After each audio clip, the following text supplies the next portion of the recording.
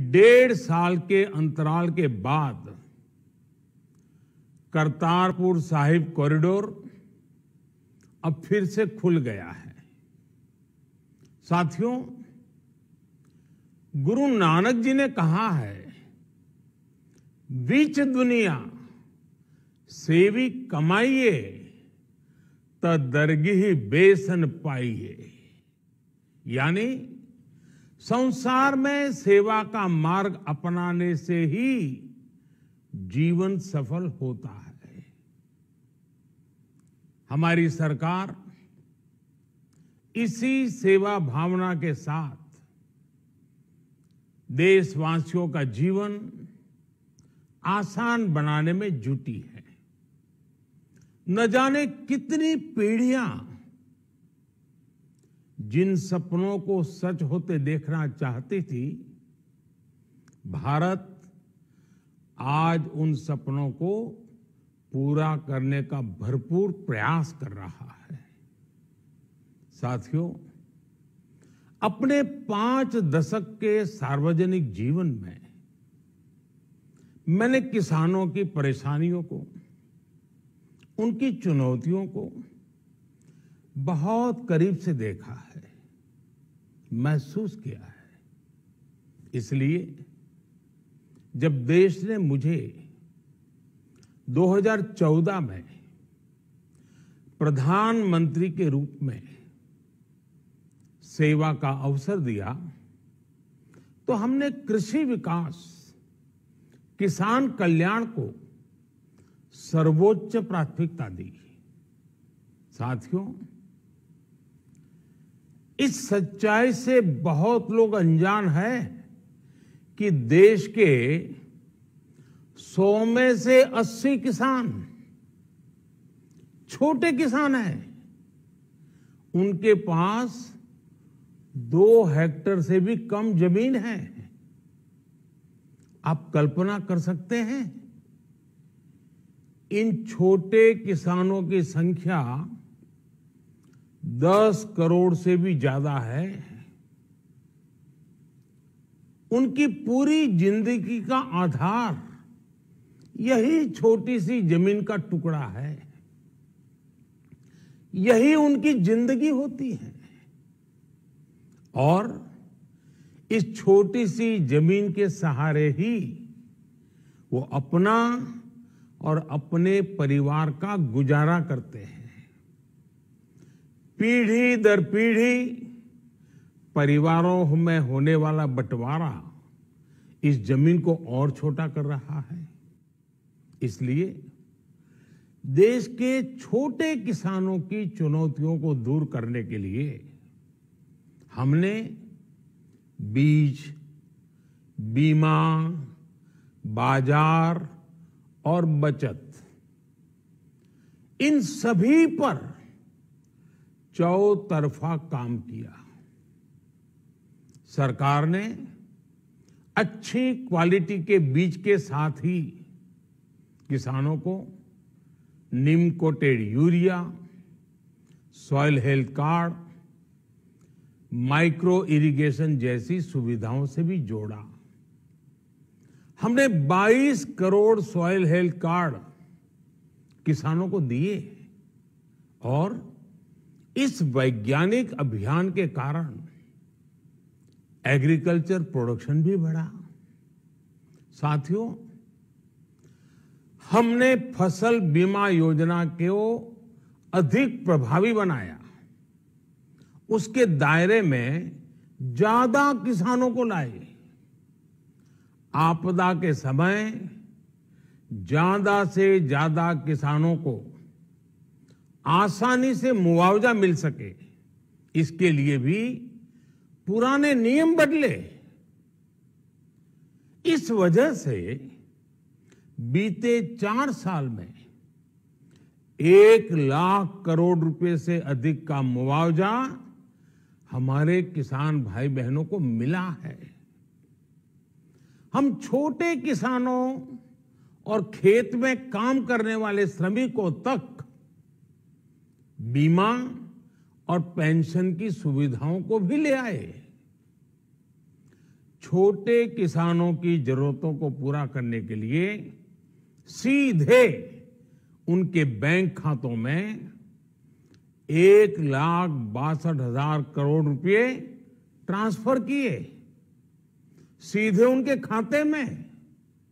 साथियों, किसानों को उनकी मेहनत के बदले उपज की सही कीमत मिले, इसके लिए भी अनेक कदम उठाए गए। देश ने अपने रूरल मार्केट इंफ्रास्ट्रक्चर को मजबूत किया।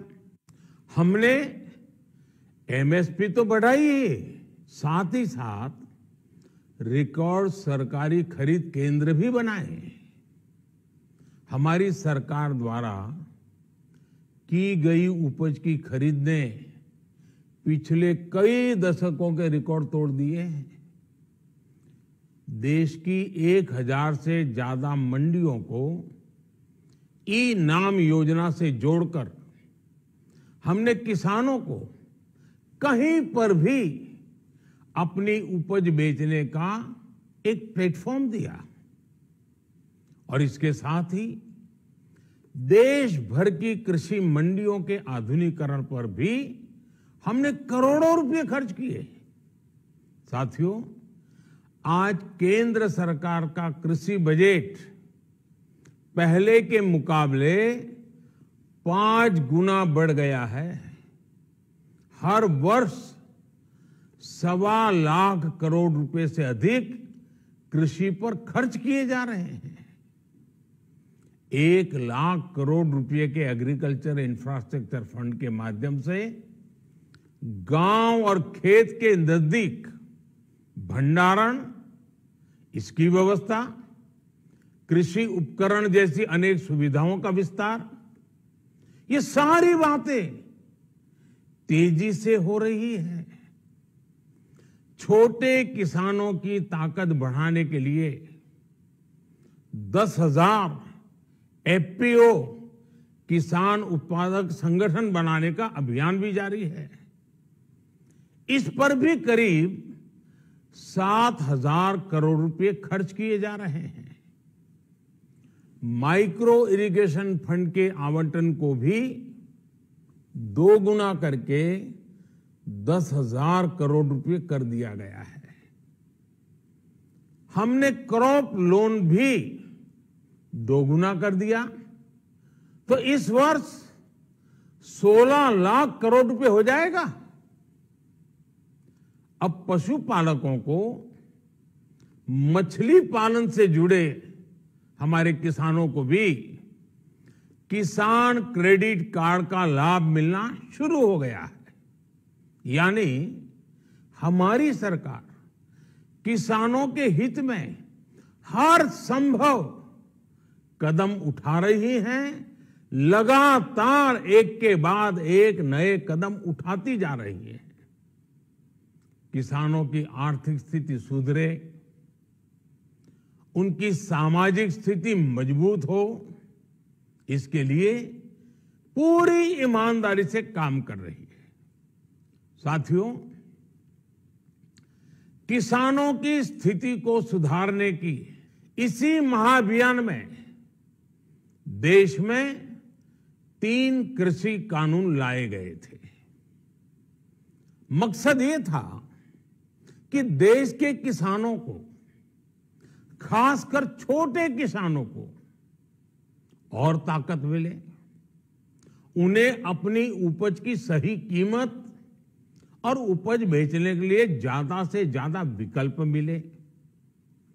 बरसों से ये मांग देश के किसान, देश के कृषि विशेषज्ञ, देश के कृषि अर्थशास्त्री, देश के किसान संगठन लगातार कर रहे थे। पहले भी कई सरकारों ने इस पर मंथन भी किया था। इस बार भी संसद में चर्चा हुई, मंथन हुआ और ये कानून लाए गए।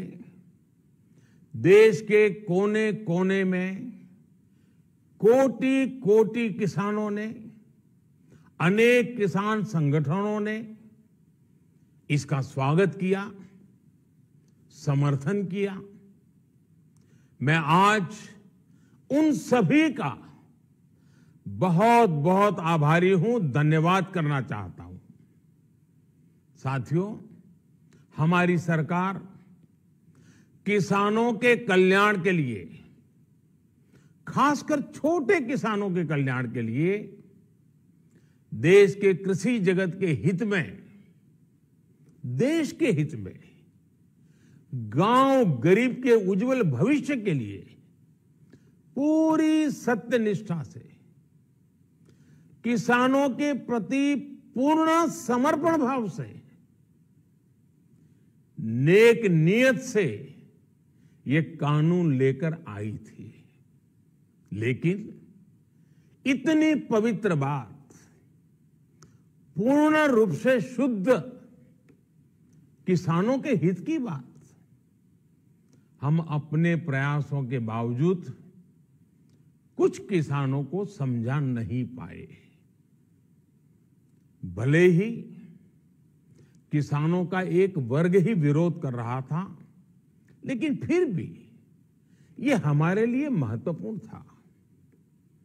कृषि अर्थशास्त्रियों ने, वैज्ञानिकों ने, प्रगतिशील किसानों ने भी उन्हें कृषि कानूनों के महत्व को समझाने का भरपूर प्रयास भी किया। हम पूरी विनम्रता से, खुले मन से उन्हें समझाते रहे। अनेक माध्यमों से व्यक्तिगत और सामूहिक बातचीत भी लगातार होती रही। हमने किसानों की बातों को, उनके तर्क को समझने में भी कोई कोर कसर बाकी नहीं छोड़ी। कानून के जिन प्रावधानों पर उन्हें ऐतराज था, सरकार उन्हें बदलने के लिए भी तैयार हो गई। 2 साल तक हमने इन कानूनों को सस्पेंड करने का भी प्रस्ताव दिया।